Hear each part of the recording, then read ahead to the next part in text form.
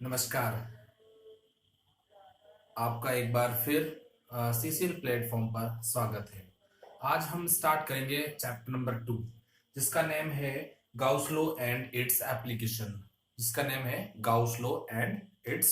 Application. लेकिन उससे पहले मैं आपको बता दूं कि जो हमने चैप्टर नंबर फर्स्ट 5 लेक्चर्स में कंप्लीट किया है, उस 5 लेक्चर्स के बाद जो बचते हैं आपका मैटर वो है न्यूमेरिकल्स और आपके वेरी शॉर्ट शॉर्ट क्वेश्चंस। ठीक है, उनके सॉल्यूशन के लिए आपको अलग से वीडियोस मिल जाएंगे, लेकिन वो वीडियोस आज अभी आपको नहीं मिलेंगे। उन वीडियोस का जो टाइमिंग होगा वो कम से कम 5 चैप्टर अपने पूरे होने के बाद मिलेंगे। उससे क्या बेनिफिट होगा मैं आपको बता दूं कि अगर वीडियोस हम उस कंडीशन में उन वीडियोस को तब तक अपलोड करते हैं तो हमें बेनिफिट है। क्या बेनिफिट है? वो ये है कि जब तक आप इन लेक्चर्स को कई बार रिवीजन कर लोगे, इनके बारे में कई बार स्टडी कर लोगे, तो आपके लिए मैं समझता हूं कि ये ज्यादा बेटर होगा। और वहां से जब आप पढ़ोगे तो जो चीजें आपको ऑलरेडी आती होंगी उनमें आपको समझने में बहुत आसानी होगी। ठीक है, हम अब बढ़ते हैं अपने फर्स्ट टॉपिक की ओर। जो हमारा चैप्टर नेम है वो है Gauss law and its application. इसका मतलब जो गाउस लॉ है और उसकी एप्लीकेशंस के बारे में हम इस चैप्टर के अंदर डिस्कस करेंगे। ठीक है, तो हम सबसे पहले हमारा जो टॉपिक है उसके लिए हम बात करें तो वो है इलेक्ट्रिक फ्लक्स। इलेक्ट्रिक फ्लक्स, आप सब जानते हो ये इलेक्ट्रिक फ्लक्स क्या होता है। नॉर्मली इलेक्ट्रिक का मतलब होता है चार्ज, कोई भी चार्ज, और फ्लक्स एक वर्ड है। इसका अगर मीनिंग हम समझे यहाँ पे तो ये होता है किसी पर्टिकुलर पार्ट से जुड़ा हुआ, किसी पर्टिकुलर एरिया से जुड़ा हुआ। जैसे हम इसकी डेफिनेशन बनाए, the number of electric field lines, the number of electric field lines. Electric field lines किससे डेवलप हो रही है? चार्ज से। The number of electric field lines passing through a particular area, मतलब किसी पर्टिकुलर एरिया में वो पास हो रही है नॉर्मल टू द सरफेस, और उस सरफेस के 90 डिग्री पर, तो वो क्या हो जाता है? उसका डेफिनेशन हो जाता है। तो हमारा फर्स्ट है इलेक्ट्रिक फ्लक्स। तो लिखेगा डेफिनेशन ऑफ इलेक्ट्रिक फ्लक्स, जैसे पर्टिकुलर ये कोई एरिया है और इस एरिया से यहाँ पे इस तरीके से लाइन पास हो रही है। ठीक है, इस तरीके से लाइन आप दिखा सकते हो यहाँ पे। और ये जो लाइंस हैं, अब इस पर्टिकुलर एरिया से जितनी लाइंस पास होती है तो ये इस पर्टिकुलर एरिया का क्या हो जाएगा? पूरा की पूरा फ्लक्स हो जाएगा। इसको हम क्या बोल देंगे यहाँ पे? फ्लक्स। ठीक है, ये क्या है? Electric field lines. इनको अगर आप लिखें तो लिख सकते हो EFL, इलेक्ट्रिक फील्ड लाइंस। ठीक है, तो लिखेगा the number of electric field lines passing through a particular area normal to the surface and inside the electric field. ये ध्यान रखना, ये लाइन किसके अंदर पास होगी? इलेक्ट्रिक फील्ड के अंदर ही, inside the electric field, is known as electric flux, is known as electric flux. Clear? नीचे लिखेगा electric flux is a, electric flux is a scalar quantity. Electric flux is a scalar quantity. कौन सी quantity है? Scalar quantity. किससे represent करते हैं? It is represented by capital Q, sorry five. It is represented by five. It is represented by five. Next आपको ये diagram draw करना है। ठीक है, और इस डायग्राम ड्रॉ करने के बाद लिखेगा फॉर्मूला, और फॉर्मूले के अंदर लिखना electric flux through a surface. फॉर्मूले के अंदर लिखना electric flux through a surface is the dot product of EFI and area vector. EFI and area vector. Diagram के बाद आपको ये फॉर्मूला, अगर हम बात करें यहाँ पे तो हमारा जो फॉर्मूला है वो क्या होता है? Phi equals to scalar quantity, vector नहीं आएगा, E vector dot ds vector. E vector क्या है यहाँ पे? Electric field intensity. ds क्या है? एरिया। कौन सा? ये वाला एरिया। इसको अपन क्या बोल देंगे? यहाँ पे ds बोल देंगे। EFI किसको बोल देंगे? इसको बोल देंगे। इन दोनों का जो डॉट प्रोडक्ट होता है, अब ध्यान रखना डॉट के साथ में यहाँ पे वेक्टर लगा हुआ है, तो ये इंपॉर्टेंट है। इन दोनों का जो डॉट है वेक्टर है, तो उसको हम क्या बोल देंगे, यहाँ पे फ्लक्स बोल देंगे। क्या बोल देंगे, फ्लक्स। अब हम बात करते हैं इसके यूनिट और डायमेंशन की। अगर हम फ्लक्स की यूनिट की बात करें तो यहाँ पे जो यूनिट होगी वो क्या हो जाएगी, फाई की अगर हम यूनिट कैलकुलेट करें, इलेक्ट्रिक फ्लक्स हम ऑलरेडी इलेक्ट्रिक फील्ड इंटेंसिटी पढ़ चुके हैं, क्या होती है इलेक्ट्रिक फील्ड इंटेंसिटी का। यहाँ पे ध्यान रखना कि इलेक्ट्रिक फील्ड इंटेंसिटी का आपको फॉर्मूला याद होना चाहिए, क्या होता है, एफ अपॉन क्यू। तो यहाँ पे इलेक्ट्रिक फील्ड इंटेंसिटी का फॉर्मूला होता है F upon Q upon, sorry upon का कोई रिक्वायरमेंट नहीं है, डॉट है, और डीएस, डीएस का क्या होता है, एरिया स्क्वायर। अगर अपन बात करें तो डीएस भाई एरिया तो है, यहाँ पे क्षेत्रफल तो है, एरिया है, तो यहाँ पे डीएस। अब यहाँ पे इंटेंसिटी देखो, फोर्स की क्या होगी, न्यूटन, चार्ज की क्या हो गई, कूलाम, और एरिया क्या हो गई, मीटर स्क्वायर। तो यहाँ पे यूनिट क्या होगी इसकी, अगर हम कैलकुलेट करें तो न्यूटन मीटर स्क्वायर अपॉन सी। समझ आ गया। इसी को अब दूसरे टर्म्स जो हमारे मैग्नेटिक फील्ड में पढ़ेंगे तो वहां वेक्टर के लिख सकते हैं, बाकी अपन को यहाँ यूनिट लिखनी है न्यूटन मीटर स्क्वायर अपॉन सी। ठीक है, कोई प्रॉब्लम नहीं है किसी को।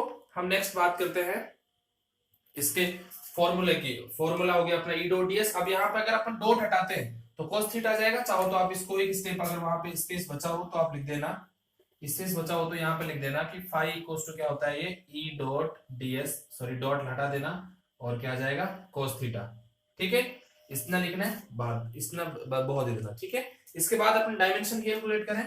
डायमेंशन, अगर यहाँ पे डायमेंशन कैलकुलेट करते हैं तो न्यूटन क्या होती है, m1 l1 t-2, और मीटर क्या होती है, l2 अपॉन सी क्या होती है, a1 t1। फटाफट कैलकुलेट कर लो, m1 l3 t-2 upon a1 t1। इसको भी सॉल्व कर लो, m1 l3 में कोई ऑप्शन नहीं है, -1 हो जाएगा तो t-3 और a-1 क्या हो गई आपकी, यूनिट हो, डायमेंशन हो गई, सॉरी।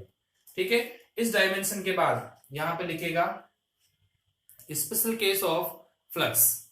क्या लिखोगे आप, स्पेशल केस ऑफ फ्लक्स। और स्पेशल केस ऑफ फ्लक्स के अंदर आपको क्या लिखना है, मैं आपको बता दूं अभी। लिखना केस फर्स्ट, लिखना उसके अंदर if angle between E vector and DS vector. अगर ई वेक्टर और डीएस वेक्टर के बीच में जो एंगल है वो कितना होता है, केस फर्स्ट में मान लीजिए हमने 0 डिग्री मान लिया, तो यहाँ पे देन लिख देना flux equals to E DS cos 0, और cos 0 की वैल्यू क्या होती है, बोलिए 1 होती है। तो यहाँ पे क्या हो जाएगा अपना ईडीएस होता है, तो फाई इक्वल्स टू क्या हो जाएगा, ईडीएस। केस सेकंड की हम बात करें तो यहाँ पे फाई इक्वल्स टू ईडीएस, यहाँ पे लिख देना E vector and DS vector के बीच में जो एंगल है वो कितना है, angle theta equals to 90 degree. तो cos 90 और cos 90 की वैल्यू क्या होती है, 0। तो फाई इक्वल्स टू क्या हो जाएगा, 0। सिमिलरली केस थर्ड के लिए हम बात करें तो यहाँ पे केस थर्ड के लिए भी आप लिख सकते हैं। केस थर्ड के लिए क्या हो जाएगा अपना, केस थर्ड, तो ये आपको हो जाएगा केस थर्ड। इसमें ई वेक्टर एंड डीएस वेक्टर के बीच में एंगल कितना है, 180 डिग्री। तो यहाँ पे लिख सकते हो आप phi equals to E DS cos 180। cos 180 की वैल्यू क्या होती है, -1, तो क्या हो जाएगी E DS minus phi equals to minus E DS. ठीक है, ये आपके 3 केसेस है, इनको आप जरूर लिख दीजिएगा क्योंकि आपसे क्वेश्चंस यहाँ पे पूछे जा सकते हैं। ठीक है, उसके आगे हम जो नेक्स्ट टॉपिक डिस्कस करते हैं वो है अपना, हाँ नेक्स्ट टॉपिक से पहले इसमें कुछ इंपॉर्टेंट नोट्स हैं जिनको आपके लिए लिखना बहुत जरूरी है। तो लिखिएगा नोट फर्स्ट, इंपॉर्टेंट नोट के अंदर फर्स्ट लिखिएगा the entering flux is always taken as positive and emergent flux is taken as negative. ध्यान रखना, अगर फ्लक्स एंटर कर रहा है तो पॉजिटिव होगा और बाहर निकल रहा है तो क्या हो जाएगा, नेगेटिव हो जाएगा। सेकंड पॉइंट लिखिएगा,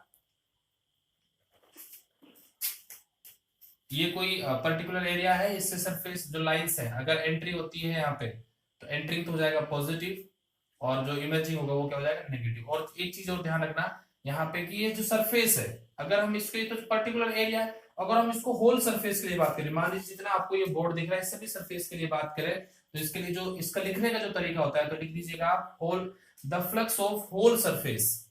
तो फाई इक्वल हो जाएगा इंटीग्रल, क्लोज इंटीग्रल। मैंने ऑलरेडी आपको पढ़ा दिया है ये क्लोज इंटीग्रल, इसको क्या बोलते हैं, क्लोज इंटीग्रल। क्लोज इंटीग्रल जब यहाँ पे इस तरीके से लग जाता है समझ लेना कि ये पूरी सरफेस के लिए बात कर रहा है, मतलब कंप्लीट होल सरफेस के लिए बात कर रहा है, तो फाई इक्वल्स टू क्या हो जाएगा यहाँ पे ई वेक्टर डॉट डीएस वेक्टर। आप चाहो तो इसको नेक्स्ट स्टेप में क्या लिख सकते हैं, phi equals to whole surface E DS cos theta. ठीक है, ये ध्यान रखना बस। इंपॉर्टेंट नोट में दो चीज, एक तो ये और एक एंट्री पॉजिटिव होता है नेगेटिव। और ध्यान रखना जो ये एंट्री एवरेजिंग है ना, इसका जो इसका यूज है वो न्यूमेरिकल्स में बहुत ज्यादा होगा। ठीक है, अब हम बात करते हैं नेक्स्ट डेफिनेशन की, वो है इलेक्ट्रिक फ्लक्स डेंसिटी। क्या है, इलेक्ट्रिक फ्लक्स डेंसिटी लिखेगा the electric flux passing through the पर unit area, electric flux passing through the पर unit area normal to the surface and inside the electric field is known as electric flux density, is known as electric field density। तो यहाँ पे electric flux, sorry field नहीं, sorry flux density की अगर हम बात करें तो यहाँ पे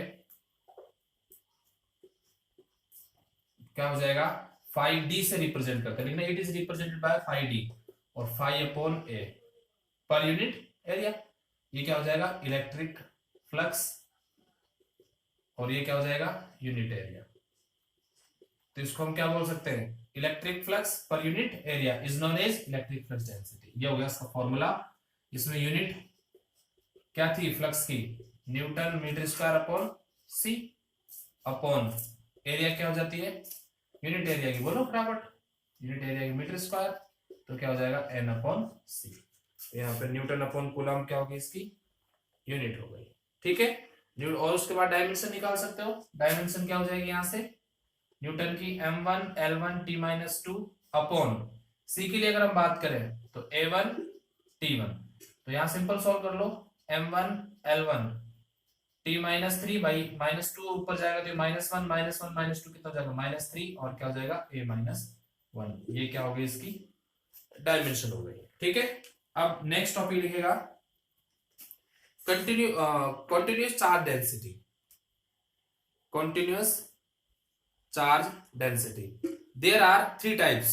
कितने टाइप्स की होती है, 3 टाइप्स की होती है। फर्स्ट लिखना linear charge density, linear charge distribution, linear charge distribution. दूसरा है सरफेस चार्ज डिस्ट्रीब्यूशन, और तीसरा आ जाएगा वॉल्यूम चार्ज डिस्ट्रीब्यूशन। फर्स्ट क्या है, लीनियर चार्ज डिस्ट्रीब्यूशन। सेकंड क्या है, मैं लिख देता हूं फटाफट,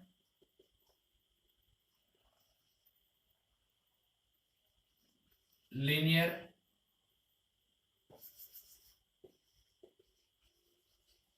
चार्ज डिस्ट्रीब्यूशन। दूसरा है अपना surface charge distribution.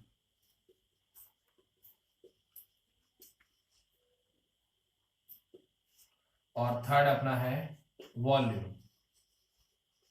Volume charge distribution. तो फर्स्ट लिखेंगे अपन लीनियर चार्ज डिस्ट्रीब्यूशन। ठीक है, तो मैं फर्स्ट हटा देता हूँ, बाकी सब हटा देता हूँ। फर्स्ट लिखे हुए अपने को linear charge distribution. Linear charge distribution क्या होता है कि अगर किसी पर्टिकुलर, जैसे ये कोई वायर है, अगर इस वायर को मैंने यहाँ पे टच कर दिया तो इस पूरे वायर में चार्ज डिस्ट्रीब्यूट हो गया, इसको बोलते हैं लीनियर चार्ज डिस्ट्रीब्यूशन। लीनियर का मतलब होता है कि लाइन में चार्ज का डिस्ट्रीब्यूट हो जाना, क्या कहलाता है, लीनियर चार्ज डिस्ट्रीब्यूशन। इस पर्टिकुलर लाइन के ऊपर, ये पर्टिकुलर लाइन दिख रही है आपको, इस तरीके से अगर इस पे चार्ज डिस्ट्रीब्यूट होता है बोलते हैं लीनियर चार्ज डिस्ट्रीब्यूशन। एक पूरी सरफेस है, मान लीजिए ये मेरा हैंड्स दिख रहा है, ये सरफेस, अगर इस पे मैंने यहाँ से टच किया तो पूरे सरफेस पे फैल जाएगा, तो क्या हो जाएगा, सरफेस चार्ज डिस्ट्रीब्यूशन। और ये वॉल्यूम है, कोई बॉक्स है, कोई बॉक्स अपने पास रखा हुआ है 3D में, अगर उसके ऊपर चार्ज डिस्ट्रीब्यूशन होता है तो क्या हो जाता है, वॉल्यूम चार्ज डिस्ट्रीब्यूशन। तो फर्स्ट लिखेगा लीनियर चार्ज डिस्ट्रीब्यूशन। लिखना इसके अंदर डेफिनेशन लिखेगा,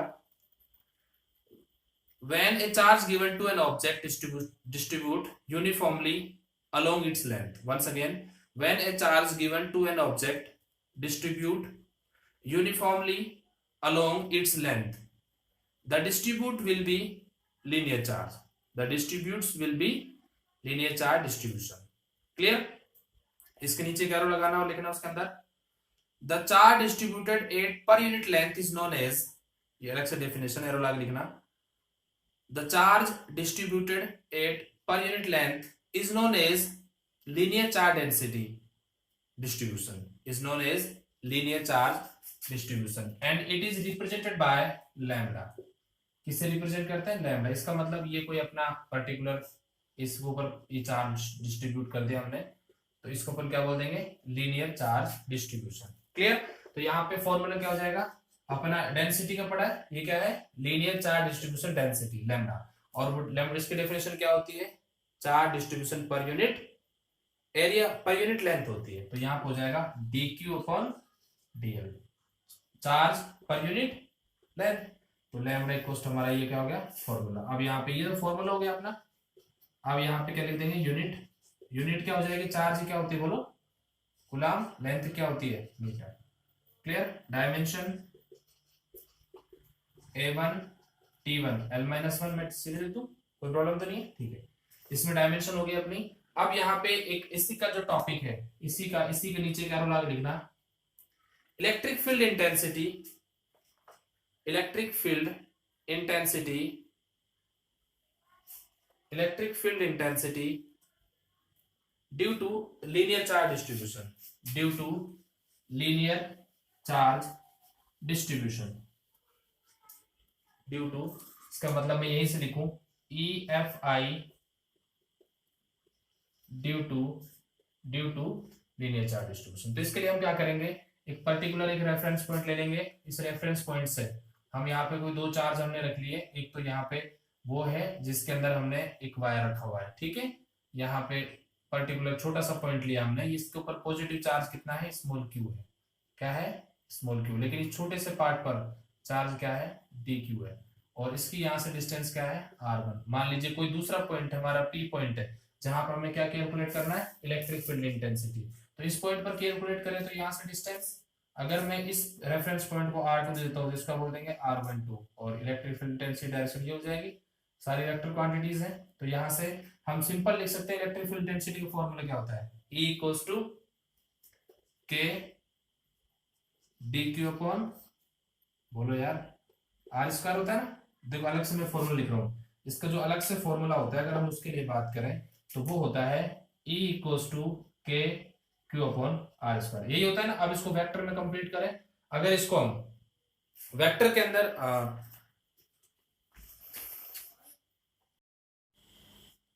ठीक है, हम बात कर रहे थे E वेक्टर इक्वल्स टू के क्यू अपॉन आर स्क्वायर। तो अगर हम इसको वेक्टर फॉर्म लिखते हैं तो ये मैग्नीट्यूड, यहाँ वेक्टर लग जाएगा, इसका क्या लग जाएगा? मोड आ जाएगा। यहाँ मोड आ जाएगा, यहाँ भी मोड आ जाएगा, ठीक है। तो सिमिलरली हम यहाँ पे बात करें तो ई वेक्टर 1 2 की बात करें के, ये वेक्टर मोड में, सॉरी मोड में चला जाएगा ये, और यहाँ पे वेक्टर लग जाएगा और ये भी स्क्वायर हो जाएगा। अब यहाँ पे क्या है? r12 है, तो यहाँ पे क्या लग जाएगा? r12। क्लियर? तो यहाँ पे ये समझ आया आपको। अब हम जानते हैं कि जो वी नो दैट, लिख देना यहाँ पे, we know that lambda equals to क्या होता है? dq अपॉन dl होता है, क्योंकि इसके अंदर अभी हमने इसका यूज नहीं किया है। तो अगर लैम्डा dq, अब यहाँ से अगर ये lambda equals to dq upon dl होता है, तो यहाँ से dq की वैल्यू क्या हो जाएगी? Lambda dot dl। तो यहाँ पे हम इक्वेशन फर्स्ट हो गई, ये हमारे लिए यहाँ पे सेकंड हो गई। अगर हम बात करें यहाँ पे फ्रॉम फर्स्ट एंड सेकंड, तो दोनों से बात करें तो क्या हो जाएगा? E12 vector is equals to k dq की वैल्यू रखो लैम्डा डॉट dl अपॉन, यहाँ पे सॉरी कैप और आएगा, क्योंकि आपको पता है वेक्टर है तो यूनिट वेक्टर आना जरूरी है। तो यहाँ पर जाएगा r12 कैप का मैग्नीट्यूड का स्क्वायर और r12 कैप, ठीक है। यही क्वेश्चन, बस आपको इतना लिखना है। यह क्या हो गया? Electric field intensity due to linear charge distribution. Clear? Similarly अब हमारा दूसरा है, हम डायरेक्टली बात करें यहीं पे सेकंड के लिए बात करें तो आप सेकंड लिखिएगा सरफेस चार्ज डिस्ट्रीब्यूशन, ठीक है। उसके अंदर डेफिनेशन लिखेगा सरफेस चार्ज डिस्ट्रीब्यूशन की।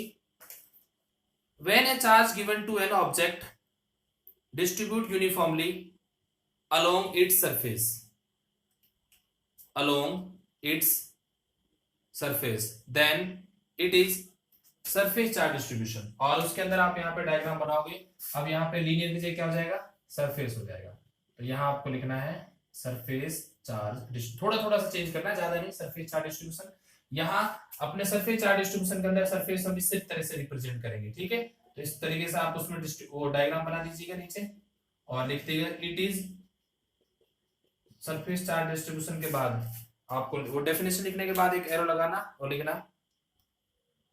The charge distribution per unit area is known as surface charge density, is known as surface charge density, क्योंकि डेंसिटी उसमें भी नीचे लिखना, it is represented by sigma, it is represented by sigma, और sigma के बाद formula लिखना D Q upon D S, इसको अपन ने डीएल बोला था ना यहाँ पे जब मैंने पर्टिकुलर ऐसा डायग्राम बनाया था, प्लस प्लस प्लस प्लस, इसकी जो लेंथ थी वो एल थी, छोटी सी लेंथ की बात की तो हमने डीएल बात की थी, यहाँ पे ये जो लेंथ है इसकी वो क्या हो गई थी, डीएल हो गई थी। अब यहाँ पे क्या जाएगा डीएस, इसका मतलब डीएस क्या है, ये है, और इसके ऊपर चार्ज कौन सा है, डी क्यू, ठीक है, पर्टिकुलर छोटे से पार्ट के लिए हम बात करें तो इसी डायग्राम को अपनी डायग्राम बना लिया, फॉर्मूला लिख दीजिए, इसका यूनिट लिखेगा, यूनिट क्या होता है, चार्ज का कूलम, एरिया का मीटर स्क्वायर, ठीक है, coulomb upon metre square, dimension निकाल दीजिएगा फटाफट, A1 T1 अपॉन L2, ठीक है, फॉर्मूला यूज कर लीजिएगा, A1 T1 और L-2, ठीक है, यूनिट अगर यहां नहीं दिख रही हो तो A1 T1 L-2, ये क्या हो गया, अपनी डायमेंशन हो गई, ठीक है, सिंपल सा है, आप निकाल सकते हो, अगर कहीं कोई प्रॉब्लम आती है तो आप मुझे बता भी सकते हो कि सर ये हमें समझ नहीं आया, या फिर आपने सर ये मिस्टेक की, तो आप डेफिनेटली ऐसी चीजें को आप हमें बता सकते हो। हम बात कर रहे थे सरफेस चार्ज डिस्ट्रीब्यूशन की, आपको ये पता है, आप इसकी जगह अपने क्या करना है, यहाँ पर ये सरफेस बना दी, लो हो गया चेंज, यहाँ पे पॉजिटिव, हम यहाँ बात करें, अब यहाँ पे एक चार्ज लगाते हैं, एक चार्ज यहाँ था क्यू नोट, ध्यान रखना पहले वाले डायग्राम में क्यू नोट कर लेना, यहाँ पे क्या हो जाएगा अपना डी क्यू हो जाएगा, यहाँ वो रहेगा डी क्यू, और ये था अपना डीएस हो जाएगा, वहां पे R12 चेंज मत करो, ये मत चेंज मत करो, इसमें कोई चेंज नहीं आएगा, ये इससे ये आया, इसमें कोई चेंज नहीं आएगा, बस थोड़ा सा चेंज आएगा, यहाँ पे क्या चेंज आएगा, ये लैम्डा जी क्या हो जाएगा सिग्मा, और डी क्यू यहाँ पे क्या हो जाएगा डीएस हो जाएगा, तो यहाँ से हम डी क्यू निकालेंगे तो यहाँ क्या आ जाएगा सिग्मा, और यहाँ डीएस आ जाएगा, ठीक है ना, सिग्मा डीएस, अब यहाँ पे डी क्यू की वैल्यू क्या हो गया, सिग्मा डीएस, बस इतना सा चेंज करना है, तो हो जाएगा सिग्मा डॉट डीएस, हो गया क्लियर। उसके बाद ये इसमें कोई चेंज नहीं है, इसमें कोई चेंज नहीं है, इसमें कोई चेंज नहीं है, ये तीनों कंप्लीट अपना, ये सेकंड वाला कंप्लीट हो गया। उसके बाद देखिएगा थर्ड, अब सरफेस क्या हो जाएगा वॉल्यूम, तो यहाँ पे चेंज कर दीजिएगा वॉल्यूम। अब वॉल्यूम के अंदर क्या होता है, वॉल्यूम के अंदर हम एक बॉक्स बनाएंगे, यहाँ पे इसको मैं हटा देता हूँ, ये डायग्राम हटाने की कोई जरूरत नहीं, क्योंकि इसी डायग्राम में हम वापस चेंज करेंगे, ये हमारा लास्ट टॉपिक है इस वीडियो का, हम फटाफट इसके लिए बात करें तो मान लीजिए हमने एक बॉक्स बनाया है, यहाँ पे अगर हमने 3D में दिखाना है तो हम इस तरीके से एक बॉक्स को दिखा सकते हैं, इस बॉक्स के ऊपर चार्ज के ऊपर जहां डिस्ट्रीब्यूट होगा पूरी तरीके से, मतलब हर जगह इसमें चार्ज डिस्ट्रीब्यूट हो जाएगा, तो ये क्या हो जाएगा इसमें कंप्लीट वॉल्यूम चार्ज, इसमें चार्ज क्या है डी क्यू, और वॉल्यूम क्या होता है इसका डी वी होता है। तो यहाँ पे लिखेगा, इसका सबसे पहले डेफिनेशन लिखेगा, डेफिनेशन है when a charge given to an object distribute uniformly along its volume, along its volume, then the distribution will be volume charge distribution, क्या हो जाएगा वॉल्यूम चार्ज डिस्ट्रीब्यूशन।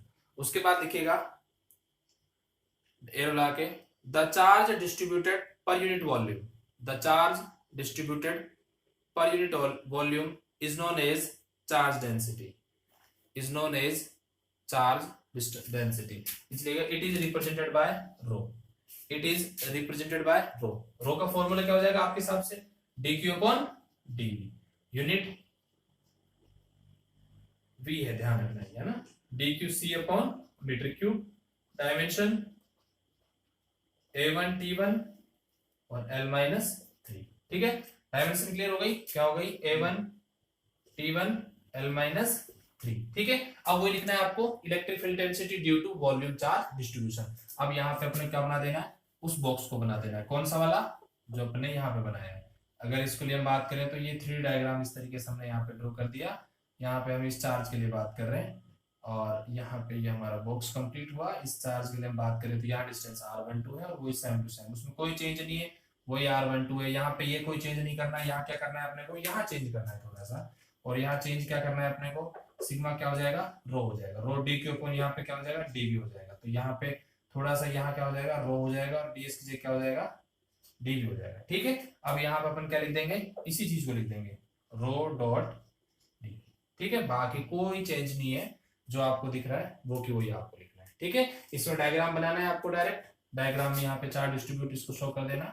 इस डायग्राम के बाद अपने को सीधा ये लिखना है, ठीक है। और लास्ट में लिख देना अब equation is represent electric field intensity due to volume charge distribution, उसके अंदर लिखना electric field intensity due to surface charge distribution, और उससे पहले वाले में लिख देना electric field intensity due to linear charge distribution, ठीक है। तो आज तक इस वीडियो में आज तक इतना ही। उसके बाद हम नेक्स्ट वीडियो में इसका जो नेक्स्ट पार्ट होगा उसको हम यहाँ पे डिस्कस करेंगे, ठीक है। Thank you so much.